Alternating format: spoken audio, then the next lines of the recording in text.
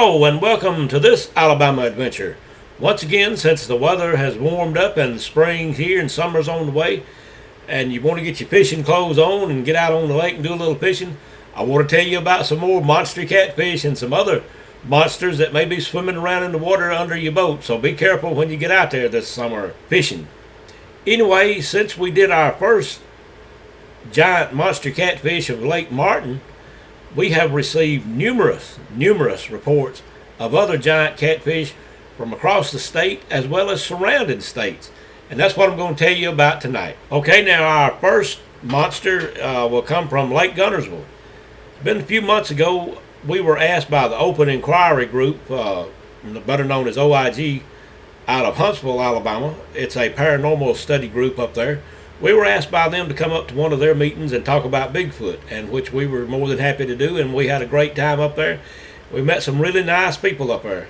And what I like to do after we do a presentation is a lot of times stand around and talk to the people that were in the audience, and they tell me about some of their encounters, and I tell them about some of my personal encounters, and a lot of times we learn a lot doing that. And that's what happened up there. Whenever we got through with the meeting, I was talking to several members, and this one lady asked me, had I ever heard of a lake monster that was supposed to be in Lake Guntersville? And I told her no, I wanted her to tell me about it. And she said she had heard that it was supposed to have been similar to the Loch Ness monster, but said it had actually, nobody had actually ever seen it surface like the Loch Ness does, where they could see its head and hump and tail and stuff like that.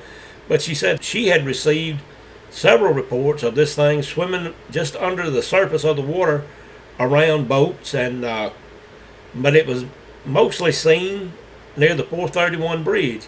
And I knew very well where the 431 bridge was because I had just came across it that morning, and it made me wonder, well, if we had just come across that bridge, was the lake monster pretty close whenever we crossed it that morning? But anyway, that was one of the reports of a monster that we received. We received a report from a man who fished a lot in the Tuscaloosa area. He said he had fished on Lake Tuscaloosa many times and had heard many stories about monster catfish also in Lake Tuscaloosa near the dam. And he said some of these had been reported to be the size of a Volkswagen. That's pretty good sized fish. Also in Tuscaloosa County, we had giant catfish report from Lake Nichols. Now we go north to Tennessee, where we received reports from Lake Nickajack in Tennessee. We received 3 reports from people saying in short emails that monster catfish had been spotted near the dam in Lake Nickajack. Also from Tennessee, near Hales Bar Dam, we received giant catfish reports, not only from the area near the dam, but in various locations throughout the lake.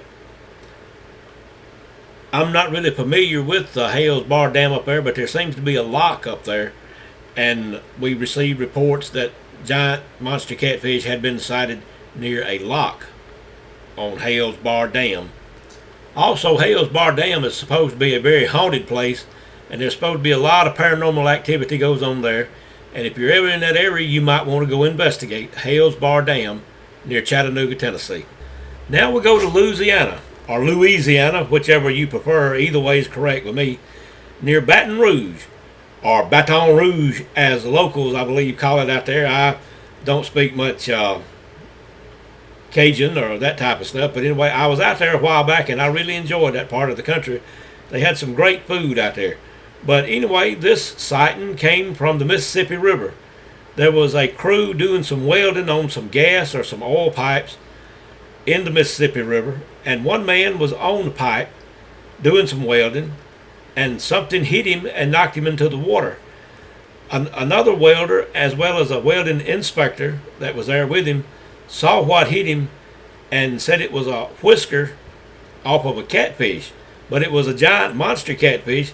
They estimated the whisker to be about 10 feet long when it came up and hit this guy and knocked him into the water, or knocked him under the water. Also from the state of Mississippi, we received a report of a monster catfish also in the Mississippi River.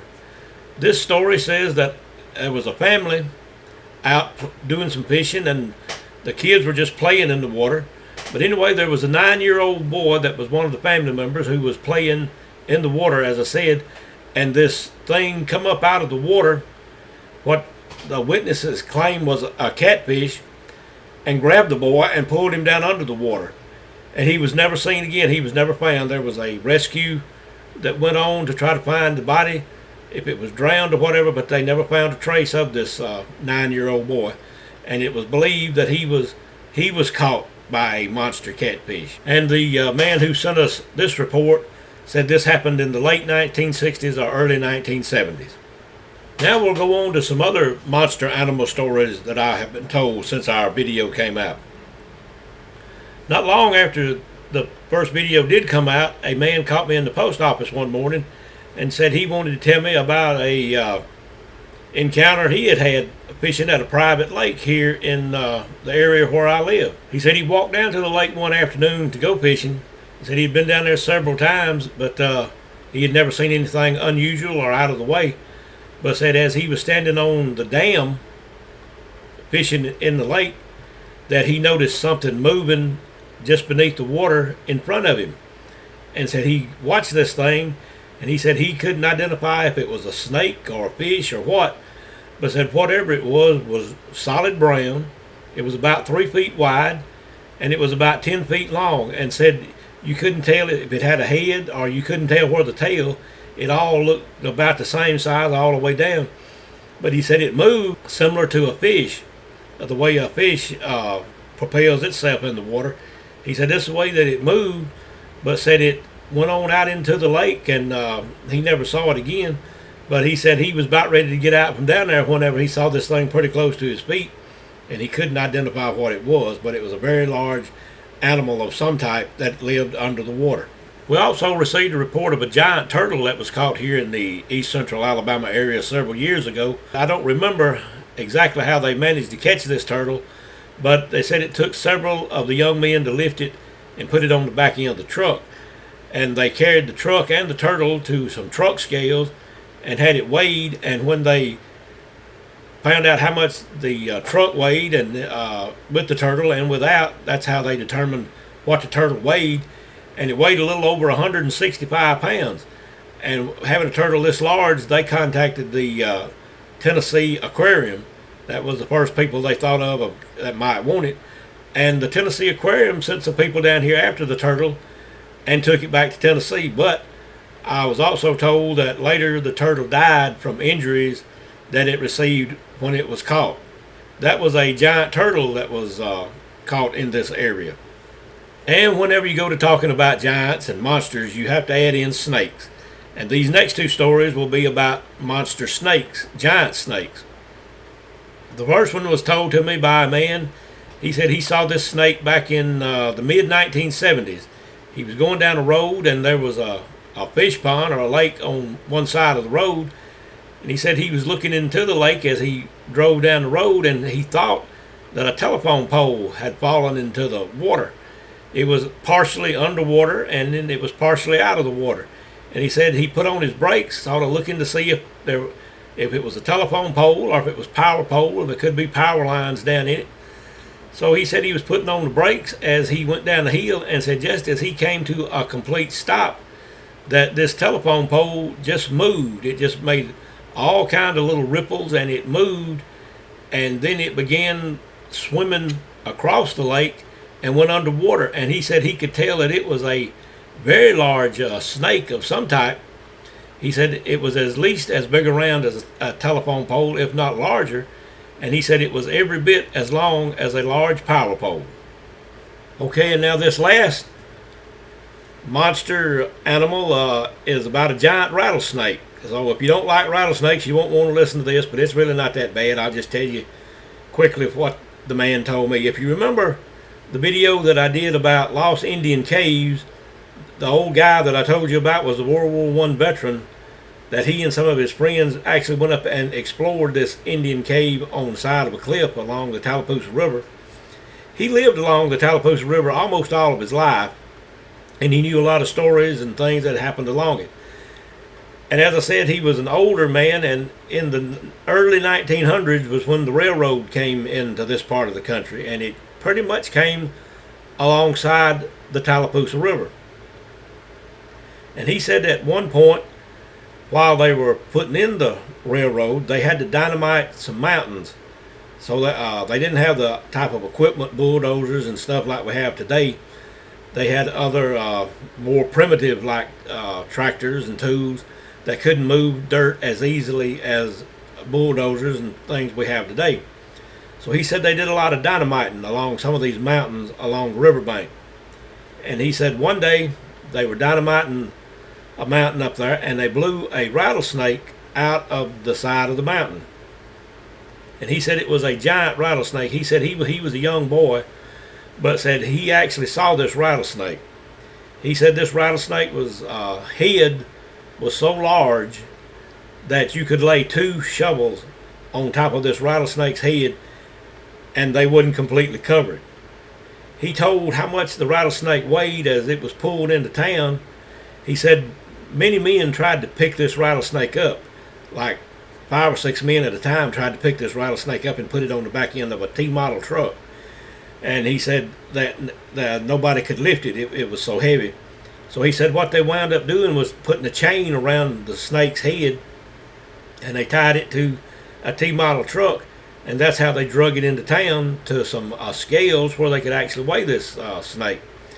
And he told me how much this thing weighed and he told me how long it was, but it's been so long since he told me that story that I can't remember the length or the weights, but I can remember that he said its head was so large that you could take 2 shovels and lay on top of this snake's head side by side and they still wouldn't completely go from one side of the snake's head to the other.